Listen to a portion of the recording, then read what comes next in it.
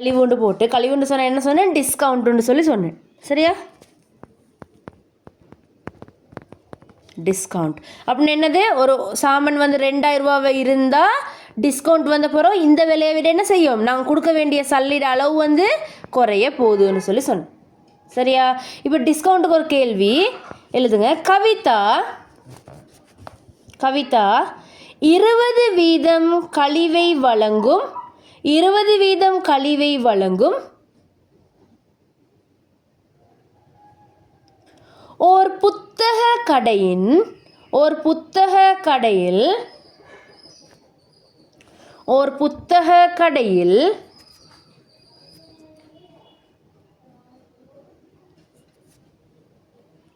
ரூபா 1500 பெறுமதியுள்ள ரூபா 1500 பெறுமதியுள்ள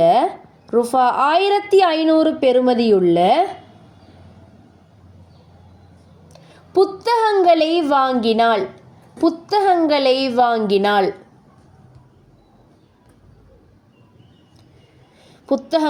வாங்கினால் கவிதா பெறும் கழிவு யாது?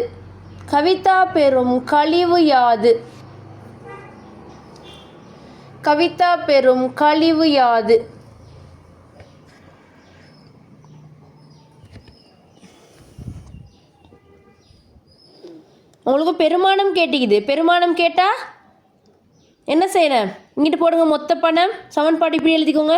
பாக்ஸ் அடிங்க. 100 மேல் சதவீதம் தர மொத்த பெருமானம் அப்படின்னா எவ்வளோ கொடுத்து வாங்கினான்னு சொல்கிறது.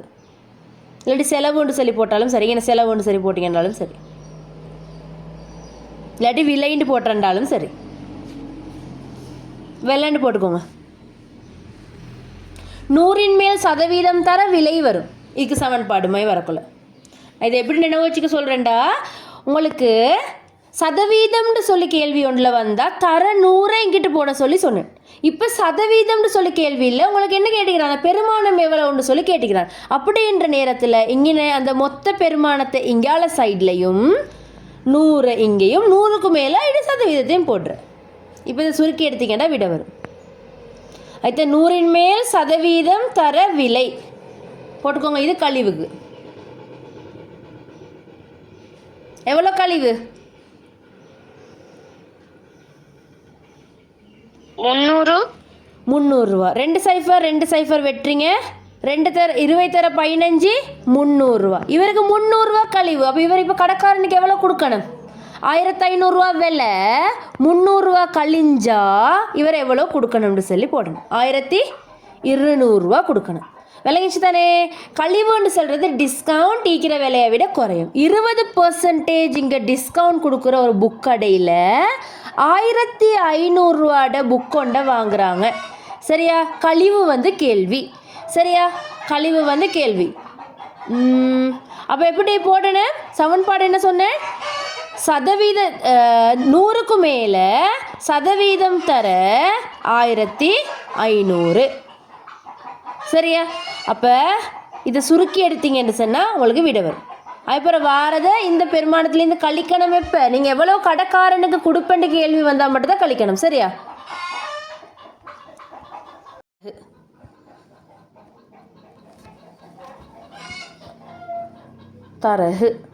தரகுன்னு சொல்கிறது என்ன? தரகுன்னு சொல்கிறது புரோக்கர் ஃபீஸ். இப்போ உதாரணத்துக்கு ஒரு ஊடொண்டை வந்து பேசி கொடுத்தாங்கன்னு சொன்னால், ஒரு ஊடொண்டை பேசி கொடுத்துன்னு சொன்னால் அவங்களுக்கு என்ன கொடுக்குற, இந்த தரகு, இந்த பெருமானம் ஒரு ஆள் தரகு பணம் ஒன்று கொடுப்பாங்க.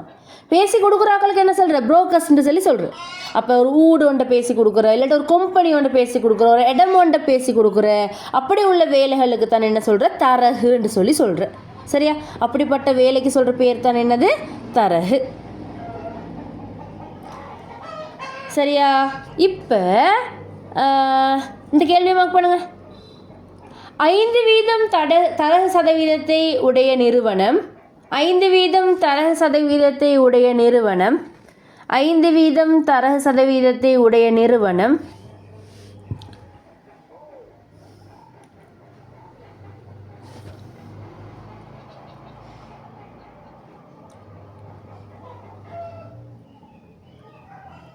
ரூபா 3,00,000க்கு ரூபா 3,00,000க்கு மோட்டார் வாகனத்தை விற்பனை செய்து, அதே சமன்பாடு எல்லாத்துக்கும் வரப்போகுது. சரியா? மோட்டார் வாகனத்தை விற்பனை செய்து கொடுப்பதற்கு ரூபா 3,00,000க்கு மோட்டார் வாகனத்தை விற்பனை செய்து கொடுப்பதற்கு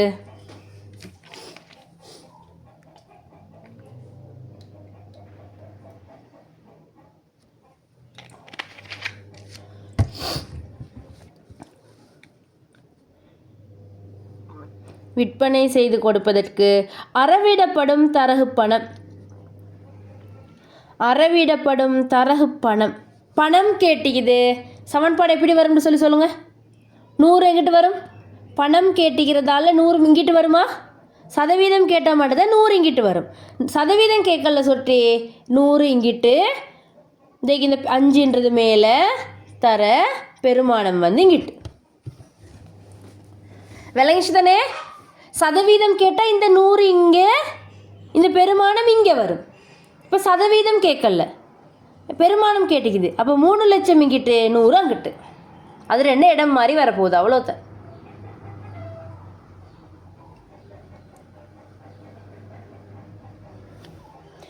எனக்கு இப்போ யார் ரிதா ஈக்கிறீங்களா? ரிதா டீச்சர் விளங்கிச்சா? ரிதா டீச்சர் விளங்கிச்சா?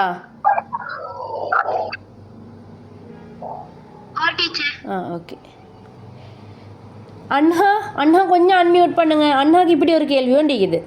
எப்படி 4% தரகு சதவீதம் வந்து வழங்குற ஒரு இடத்துல சரியா 10,000 ரூபாட சாமானம் ஒன்றை விற்கிறாங்க. அப்போ எவ்வளவு வந்து உங்களுக்கு தரகு பணம் எவ்வளோன்னு சொல்லி கேட்டிக்குது. எப்படி சமன்பாடு வரும்? அண்ணா பணம் கேட்டிக்குது. பணம் கேட்டால் இங்கிட்டு பக்கத்தில் யார் வருவான்ஹா? பணமா சதவீதமா?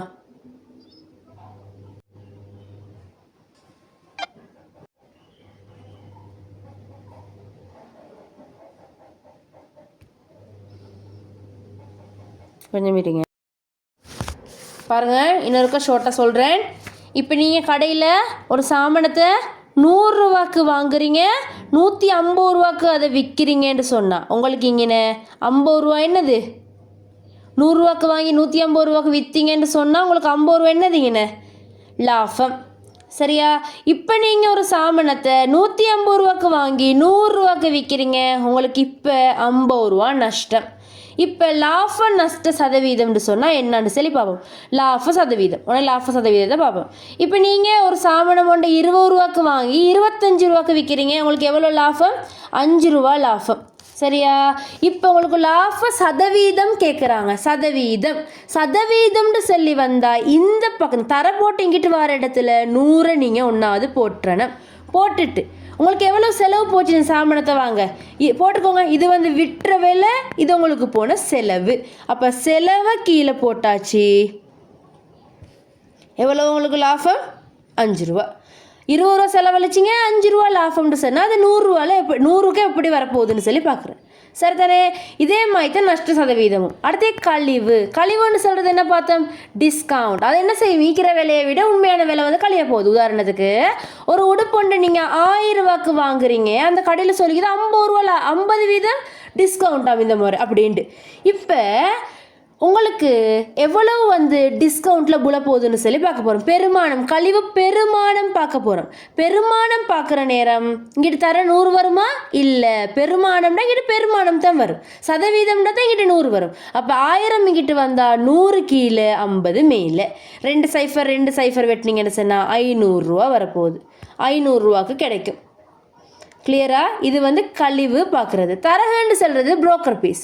இப்போ ஒரு ஊடுண்டை வந்து பேசி கொடுக்குறேன்னு சொன்னால் சரியா, இந்த ஊடு வந்து சும்மா சொல்கிறேன் 40,000 ரூபா இந்த ஊடு.